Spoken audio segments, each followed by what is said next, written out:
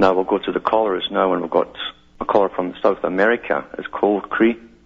Are you there? Yes, I'm here. I put my name down as Cold Cree for Culture Creator. Yeah. I do want to say, number one, it's a pleasure to talk to you, Alan. I've listened to you for a while. I've been in the culture creation business for over 15 years. Yeah. And as an effort to help to educate people, I'm not here to be a whistleblower. I still do have the understanding that the public is the public, and many of them are so far gone, but there's just a few points that I want to bring to the forefront for those who not only are awake to some degree and are still trying to help other people see, but also for those who, have no ammunition.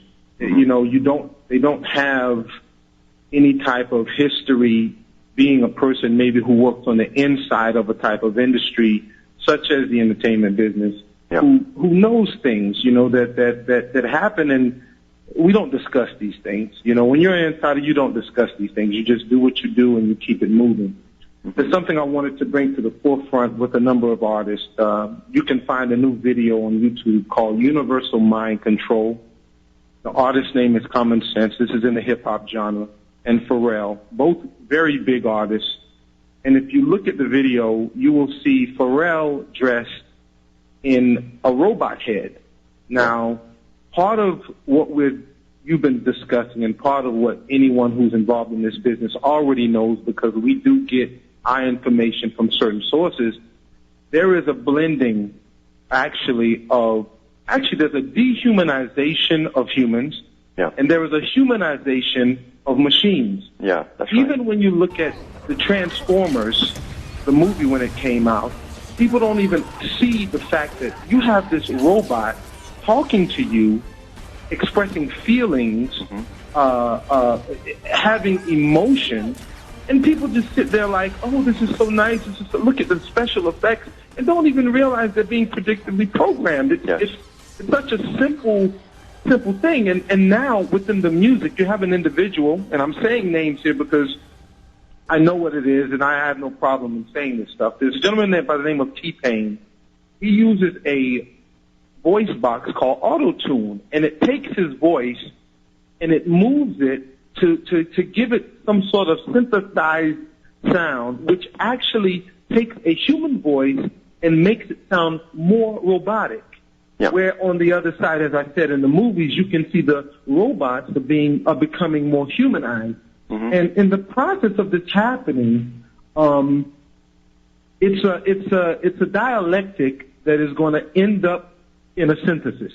Okay? Oh, no, absolutely. I've got articles here right now, in fact, on that very agenda from the future society, the complete merging with humans and robots, until you can't tell which one is which anymore. Which one is which, exactly. Yeah. And they're starting that by pushing it within the music. What age group would you say it's aimed at?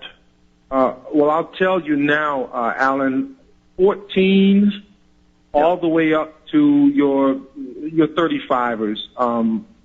The music business is completely fraternal. Okay, It's completely fraternal. There is no one that has not made it somewhere that is high level, that is not involved in some way, shape, or form in a fraternal order. Now, that may be tied to Freemasonry or not, and I'm saying this to the public. I'm not saying this to you, Alan, because you probably already know. People, if you look at Jay-Z, when he throws up what he says is the diamond or the rock symbol, and you see that it is the shape of a triangle, okay? Yeah. That is not a diamond symbol.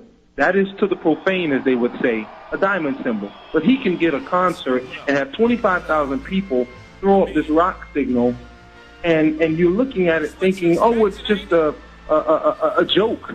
But when he plays at Glastonbury on a stage that is a pyramid, basically, okay, when this gentleman says certain things in his music like, I'm so illuminated, I may glow in the dark, and then his understudy, Kanye West, turns around and takes, if you also look at photos, there's a photo of him and Jay-Z, and actually if you look at the handshake that he gets, he has the apprentice grip. that a Mason would give to an apprentice. Jay-Z gave to Kanye because Kanye had not made it yet to the next levels. Yeah. But in front of the millions of people, he'll do these things and no one sees it. And Kanye comes out with a tour called Glow in the Dark Tour. Now, stated before the verse in one of Jay-Z's songs was, I am so illuminated, I may glow in the dark. And now his understudy comes in with a tour called Glow in the Dark Tour. It is completely esoteric. Yeah. It is completely a play on words that people have no idea. He plays a part where he's interacting with a computer in his tour. And I'm talking about people that I know personally, so I'm not saying these things just out of the air. I'm not coming up with this. Yeah. This I've met lots of them too. Yeah. Yes. Yeah. And most of them do belong to the OTO. They're everyone in the business knows that it's almost mandatory to join it, and you will be asked to join. And they flash their signals all over their album covers all the time. Yes, yes. It's in their signal, it's in their covers, it's in the music videos. Look at the backgrounds of many of the music videos. There's a video out with Pharrell and Snoop. There's a point where there's the bottom part of the Masonic compass and square.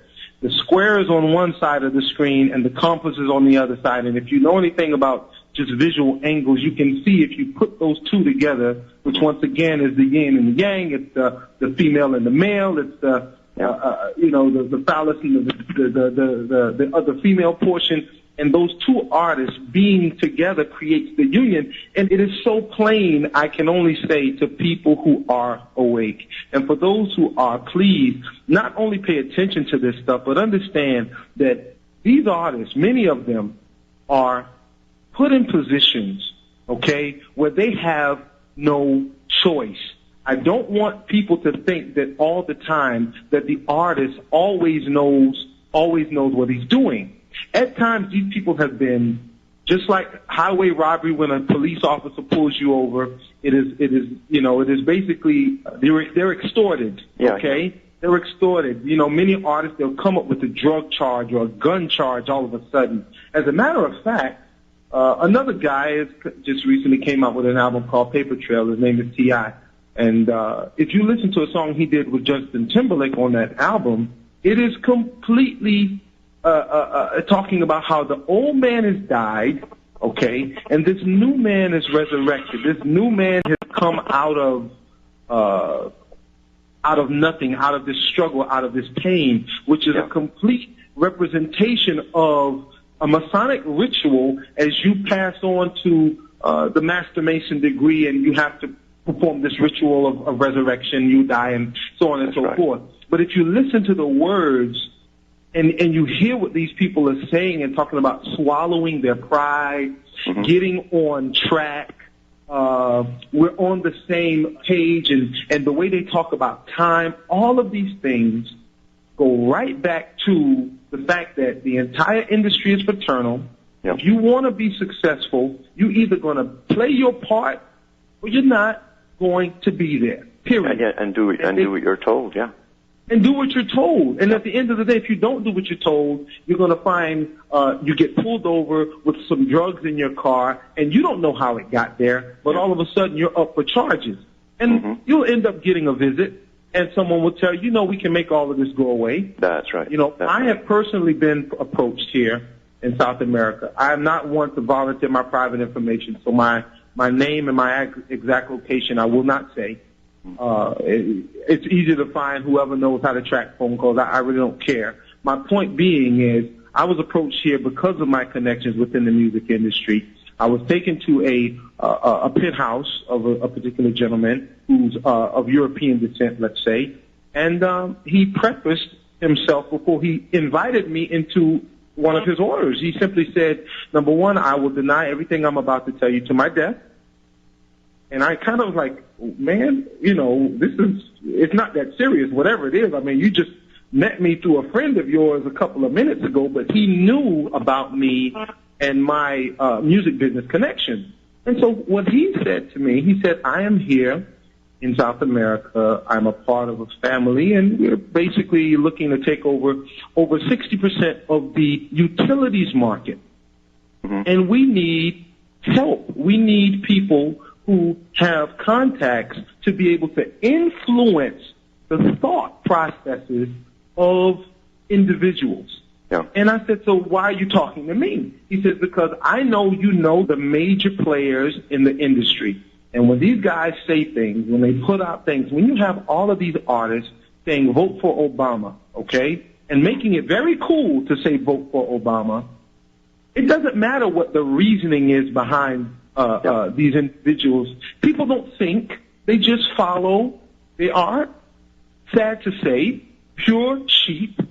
And it is those very people in whatever part of the world, okay? The fact that I'm in South America is, this is not America, so he's trying to get influence into a certain realm in a whole other part of the world, knowing that my contacts are within the U.S. Yeah. I do have contacts in South America as well, but it shows the global reach of the plan.